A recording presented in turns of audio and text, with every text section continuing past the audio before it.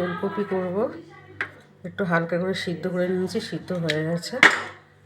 তেল দিয়ে দিয়েছি, এবার জিরে ফোড়ন দেবো।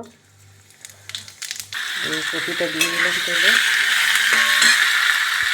এটা একটু ভাজা ভাজা হয়ে গেছে, একটু হলুদ দিয়ে দেবো আর একটু জিরে গুঁড়ো, ধনে গুঁড়ো, আদা টমেটো পেস্ট করে দিয়ে দিলাম,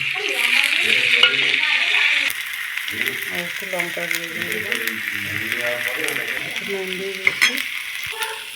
কষানো হয়ে গেছে, জল দিয়ে হয়ে এসছে ওলকপির তরকারি। এবার ঘি, গরম মশলা, ভাজা জিরে একটু দিয়ে দেবো, পরে একটু ভাজা জিরে দিয়ে দিচ্ছি, আর একটু সামান্য গরম মশলা দেবো, গরম মশলা, আর একটু ঘি দিয়ে দিলাম।